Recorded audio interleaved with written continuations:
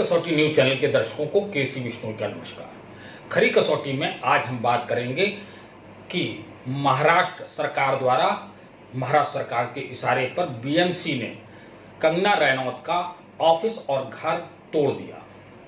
बात कंगना रनौत फिल्मी अभिनेत्री हैं और वो सुशांत सिंह मामले में अपनी आवाज़ बुलंद कर रही थी जस्टिस के लिए। जस्टिस के लिए कोई बात कहना कोई अपराध नहीं है, क्योंकि उसमें उन्होंने कई फिल्मी अभिनेताओं को भी आड़े हाथों लिया, उन्होंने सरकार को भी आड़े हाथों लिया और वो हमेशा कहती रही कि महाराष्ट्र सरकार की पुलिस ने सुशांत सिंह मामले में लीपापोती करी और इसको सुप्रीम कोर्ट तक नहीं माना और इसीलिए सुप्रीम कोर्ट ने सीबीआई इंक्वायरी के आदेश दिए। लेकिन उद्धव ठाकरे सरकार, जो शिवसेना के मुख्यमंत्री हैं, कांग्रेस के सहयोग से वहाँ सरकार है, उसने अपनी ताकत का इस्तेमाल करते हुए आज उनके ऑफिस को और घर को तोड़ दिया, ये कहते हुए कि वो अवैध बना था। इसकी नोटिस उन्हें कल ही दी गई थी और आज तोड़ दिया गया। इतनी कौन सी जल्दबाजी थी?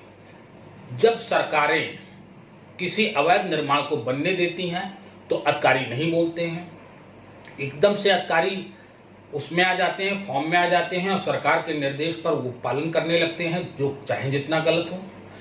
हमारी न्यायपालिका इसीलिए है कि न्यायपालिका इस पर अपना हस्तक्षेप करे और इस पर कार्रवाई करे। जिस तरह से उन्हें संजय राउत शिवसेना के राज्यसभा सदस्य हैं, वो धमका रहे थे, धमकी दे रहे थे कि कंगना मुंबई में आकर देखें। कंगना को अपनी सुरक्षा का डर था, इससे उन्होंने भारत सरकार से अपनी सुरक्षा की मांग की और उन्हें वायु श्रेणी की सुरक्षा अमित शाह गृह मंत्री द्वारा प्रदान की गई। उसके बाद आज कंगना रनौत अपने मुंबई पहुंची और उन्होंने देखा जिस तरह से उनके घर को तोड़ दिया गया। अभी हम आपको दिखाएंगे, हमारे आगे के उसमें विजुअल्स होंगे, आप देखेंगे। और जिस तरह से वो कह रही हैं, क्या इस लोकतंत्र में न्याय की बात करना अपराध है? अगर वो अपराध है तो निश्चित कंगना ने किया है। कंगना के साथ पूरा देश आज खड़ा हुआ है। कंगना ने वो बात कही जो बड़े बड़े लोग नहीं कह पा रहे थे, चाहे अमिताभ बच्चन ही क्यों ना हो। उन्होंने कहा कि जो फिल्मी पार्टियां होती हैं उसमें ड्रग्स का एक चलन है और इस चलन के पीछे कौन लोग हैं, क्या है, इसकी जांच होनी चाहिए। किस तरह से सुशांत का मर्डर किया गया या सुशांत को मर्डर के लिए प्रेरित किया गया, दोनों स्थितियों में मर्डर है, उनके लोगों की पहचान होनी चाहिए। लेकिन वो पहचान नहीं हो पाई। रिया चक्रवर्ती एक मोहरा हैं, हमने अपने कल के कार्यक्रम में बताया था। जिस तरह से कठपुतली का नाच आप देखते हैं तो वो कठपुतली हैं रिया चक्रवर्ती, या और जो चेहरे सामने आए हैं, जो 10 लोग गिरफ्तार किए गए, वो सिर्फ कठपुतली है, उसके पीछे की डोर किसी और के हाथ में है। कहीं ना कहीं महाराष्ट्र सरकार इससे घबराई हुई है या उन लोगों को बचाने की प्रयास में है और कंगना का मुंह बंद करने के लिए, कंगना को अप्रत्यक्ष रूप में धमकाने के लिए उसके घर को तोड़ा गया जिस तरह से। इसलिए लोकतंत्र की हत्या है और इसको भारत सरकार को भी संज्ञान लेना चाहिए और भारत सरकार को कंगना का साथ देना चाहिए और महाराष्ट्र सरकार पर कार्रवाई करनी चाहिए। और भी जो संविधान के दायरे में आता हो उसमें हमारी न्यायपालिकाओं को भी हस्तक्षेप करना चाहिए और उन जिससे महाराष्ट्र सरकार को ये लगे कि हाँ, लोकतंत्र है, हम जो चाहें वो नहीं कर सकते हैं। अधिकारियों को भी ये ध्यान देना चाहिए, सरकार के इशारे पे न नाचें। आज हो सकता है शिवसेना और कांग्रेस की सरकार है, कल हो सकता है भाजपा की सरकार आवे, तो उन अधिकारियों का क्या होगा? अधिकारी जो मोहरे बन जाते हैं और मोहरे बन के जो काम करते हैं, ये भी एक बहुत इस देश के लिए निंदा का विषय है।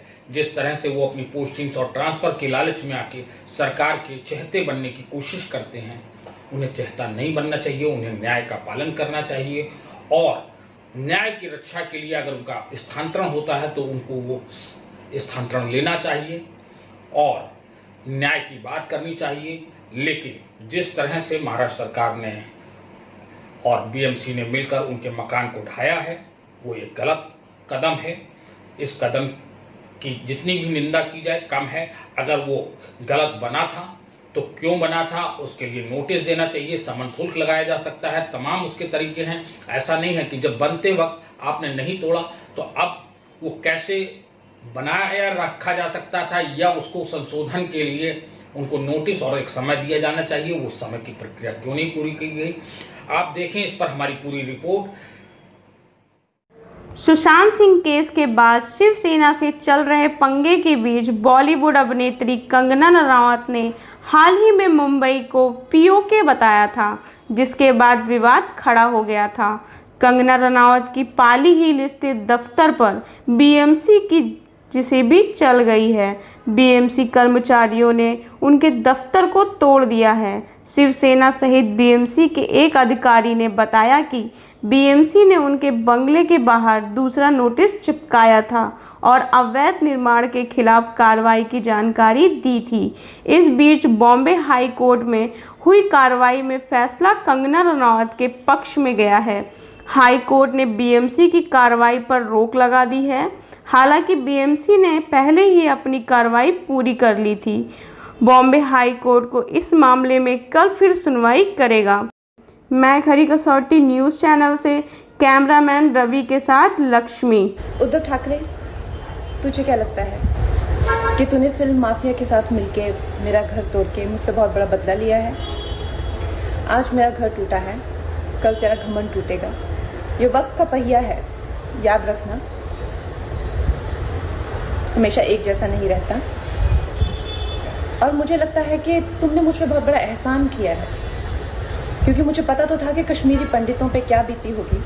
आज मैंने महसूस किया है, और आज मैं इस देश को वचन देती हूँ कि मैं सिर्फ अयोध्या पे ही नहीं, कश्मीर पे भी एक फिल्म बनाऊंगी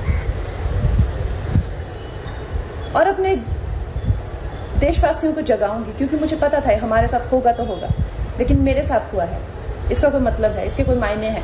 और उद्धव ठाकरे, ये जो क्रूरता और ये जो आतंक है, अच्छा हुआ ये मेरे साथ हुआ, क्योंकि इसके कुछ मायने हैं।